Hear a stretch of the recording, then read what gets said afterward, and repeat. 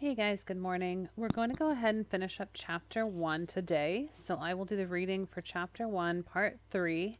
It's a little bit longer. It'll probably be a 15-minute reading or so. Okay, and we start on page 11.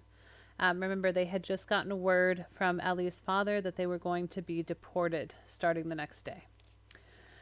For a moment, we were alone. Then suddenly, Batia Reich, a relative who lived with us, came into the room. There's someone knocking on the blocked-up window, the one that faces outside. It was not until after the war that I learned who it was that had knocked. It was an inspector in the Hungarian police, a friend of my father. Before we went into the ghetto, he had said to us, "Don't worry. If you're in any danger, I'll warn you." If he could have spoken to us that evening, we could perhaps have fled. But by the time we managed to open the window, it was too late, and there was no one outside. The ghetto awoke. One by one, lights came on in the windows. I went into the house of one of my father's friends. I woke up the head of the household, an old man with a gray beard and the eyes of a dreamer. He was stooped from long nights of study. "Get up, sir, get up. You've got to get ready for the journey. You're going to be expelled from here tomorrow with your whole family and all the rest of the Jews. Where to? Don't ask me, sir. Don't ask me any questions. Only God could answer you. For heaven's sake, get up." He had not understood a word of what I was saying. He probably thought I had gone out of my mind. "What tale is this? Get ready for the journey? What journey? Why? What's going on? Have you gone mad?" Still half asleep, he stared at me with terror-stricken eyes as though he expected me to burst out laughing and say in the end, "Get back to bed, go to sleep, pleasant dreams, nothing's happened at all, it was just a joke." My throat was dry, the words choked in it, paralyzing my lips. I could not say any more. Then he understood. He got out of bed and with automatic movements began to get dressed. Then he went up to the bed where his wife slept and touched her brow with infinite tenderness. She opened her eyes, and it seemed to me that her lips were brushed by a smile. Then he went to his children's beds and woke them swiftly, dragging them from dreams. I fled. Time passed quickly. It was already 4 o'clock in the morning. My father ran right and left, exhausted, comforting friends, running to the Jewish council to see if the edict had not been revoked in the meantime. To the very last moment, a germ of hope stayed alive in our hearts. The women were cooking eggs, roasting meat, baking cakes, and making knapsacks. The children wandered all over the place, hanging their heads, not knowing what to do with themselves, where to go, to keep from getting in the way of the grown-ups. Our backyard had become a real marketplace. Household treasures, valuable carpets, silver candelabras, prayer books, Bibles, and other religious articles littered the dusty ground beneath a wonderfully blue sky. Pathetic objects which looked as though they had never belonged to anyone. By 8 o'clock in the morning, a weariness like molten lead began to settle in the veins, the limbs, the brain. I was in the midst of my prayers when suddenly there were shouts in the street. I tore myself from my phylacteries and ran to the window. Hungarian police had entered the ghetto and were shouting in the neighboring streets, "All Jews outside, hurry."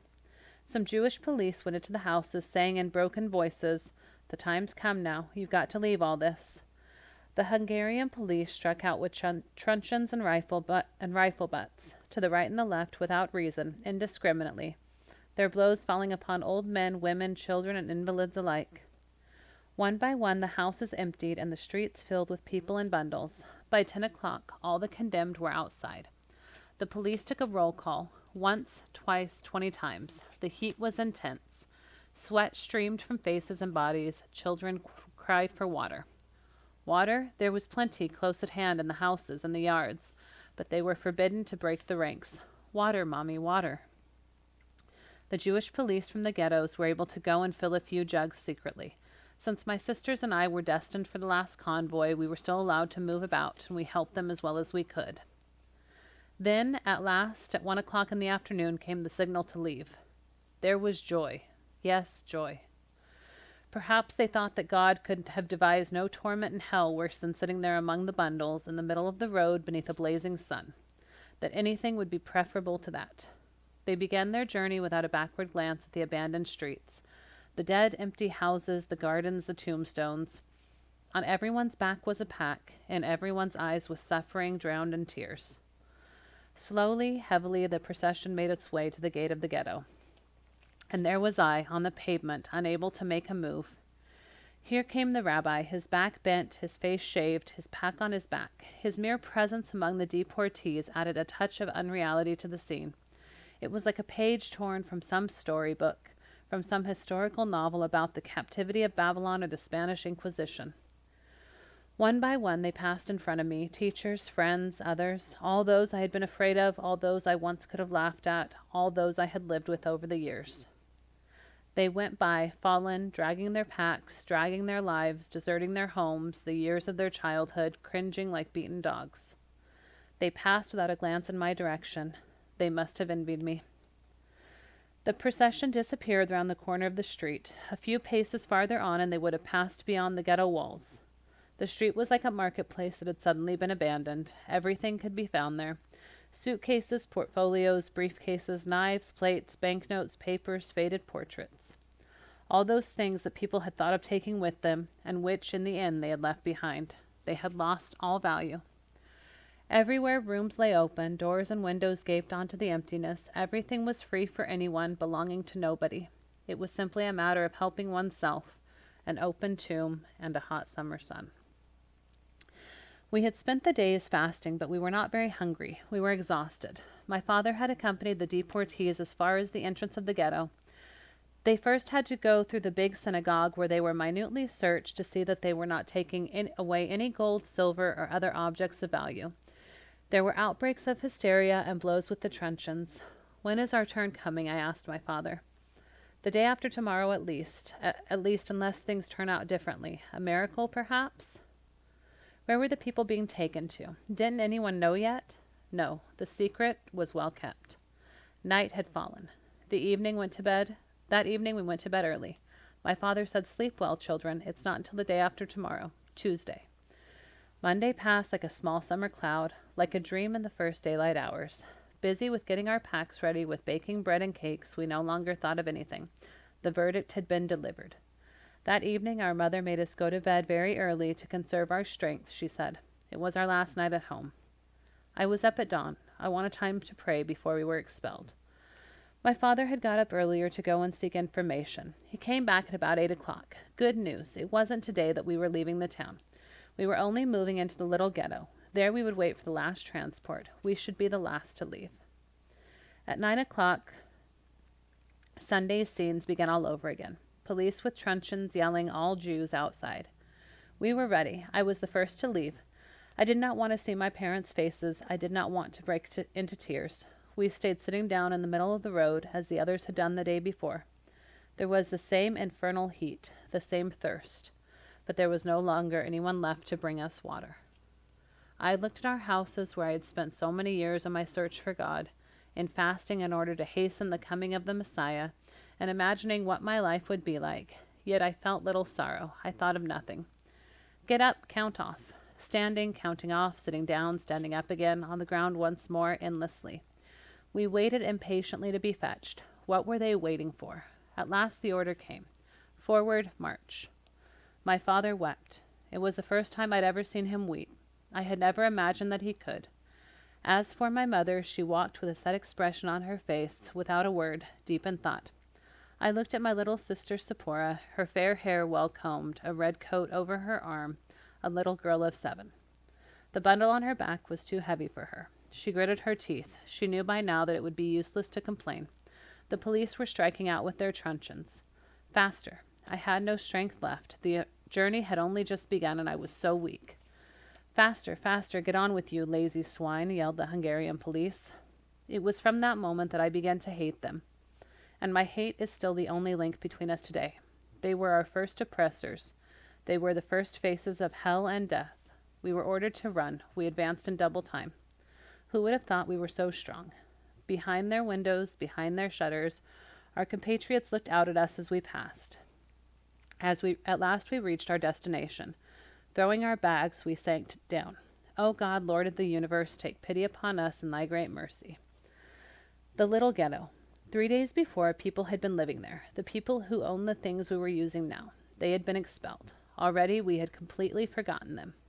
The disorder was greater than in the big ghetto. The people must have been driven out unexpectedly.